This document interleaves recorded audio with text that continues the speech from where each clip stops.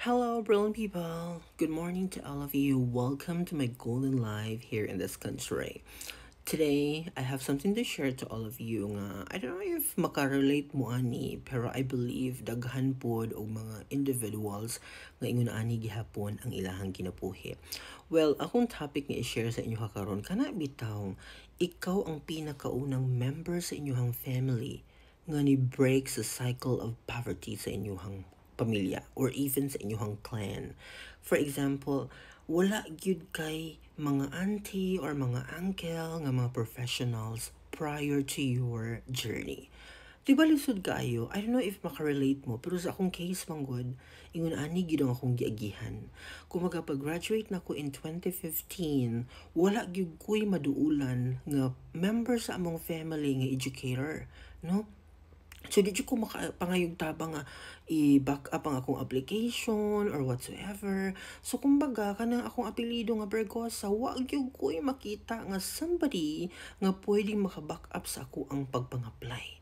So, kato akong first teaching job in 2015, bunga ra gyud to siya sa ako ang transcript of records, ako mga achievements sa college and even high school and elementary, nga magpakita dito ang kani nga tao maayo ni siya nga estudyante before, ingon ana, unya plus factor pod ang ako ang gieskwelahan or ang ako ang nag-graduatean nga university which is Mindanao State University.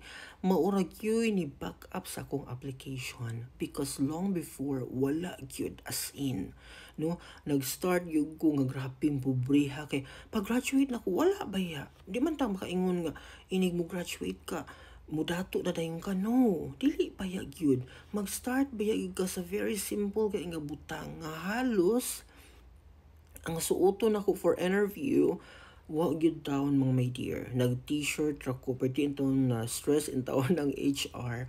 Kaya nga nung nag-t-shirt ra daw ko niya mo atubang ko sa president sa college, katong nga institution. Kaya nang-apply lagi.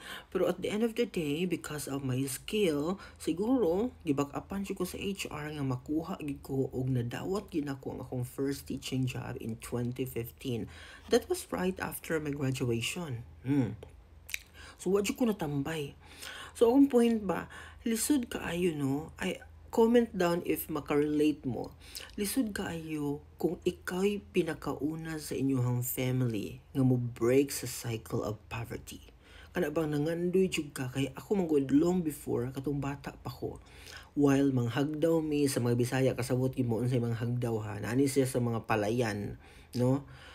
Dito gid ako na siya imagine na akong kaugalingon mo ana gyud ko mga dear nga this is not my life forever ana gid ako mga linyahan sa una nya even pag na ako'y chance mo ingon jud sa akong mama dili gid mo akong life in the future kay grabe yung inita nya unsahay lapok pa gid na no daghay mga challenges mga my dear as in makaingon jud ko nga dili gid mao ako ang life forever so ni push ko harder para makahuman ko layo kayo ng Mindanao State University sa among lugar.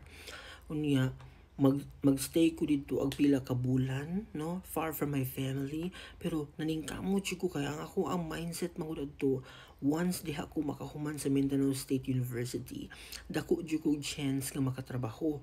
Kaya ang kana bang image sa institution, dako siya factor nga ang employer nimo, ang future employers nimo i-consider nila imuhang application ug watch ko masipyat kay pag pasa nako sa akong application sa among lugar automatic naka-receive ko og daghan kaayong mga text messages telling that they're interested and then tagaan ko nila chance to do interview kanang class demonstration ingon ana no so mapasalamaton jud ko so kamo kung lisod gani kay inyong kahimtang sa kinabuhi kumbaga ikaw ang first nga nangandoy nga ma-change ang inyong status in life paningkamot i-invest imong kaugalingon sa maayo nga university kay maura na atong banlapan nya kanang brain nimo imo ginang i-sharpen gyud i-prepare nimo sa future kay ang competition baya grabing daghana no imagine pila ka graduate every year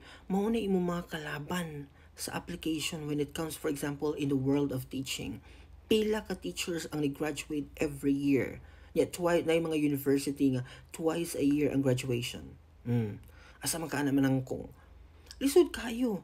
Munang kailangan establish imo imong kaugalingon. Kailangan bright gyud ka. Wa ko na ingon nga para ni sa tanan, pero dapat ingon anak gyud. Kay ako pag eskwela na akong college, grabe na akong tuon. Banat gyud. Ay kabalo ko nga ang competition right after graduation maunay pinakatinuod nga laban. No? And through the years, successful ko.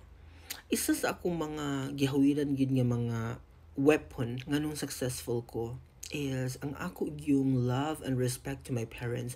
Diha man jud ko muhugot og inspiration mang my dear. Mao biton ang grabe ko kalig-on because ang akong inspiration grabe ka strong. Every time nga mura kong madawon gikapoy nako tan-aw ko sa akong ginikanan pagkalisod sa among pamilya guba among balay mo tong mo push gyud ko harder nga makahuman ko ana no, and even up until now maugyud gihapon na ako ang gihawiran nga weapon mao nang nagpadayon gyapon ko sa kinabuhi despite nga sometimes lisod kaayo ang atong journey along the way no, ingon ana lang siya.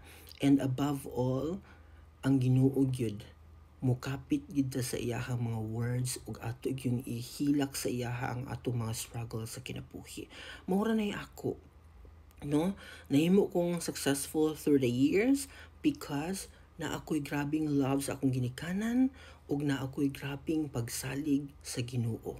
So walay limit, wala nagpasabot nga ingon ani ka ang Ginoo mo talikod sa imo, no. Na-prove na ko sa akong self nga ang Ginoo willing siya nga maminaw sa imo once nga tawagon nimo iyang ngalan, sangpito nimo siya, naa siya'y himuon to save you, to give you chance, to give you opportunity nga magbadayon ka sa imuhang kinabuhi. I hope na amoy nakutlo aning video and see you again tomorrow for another one. Bye-bye!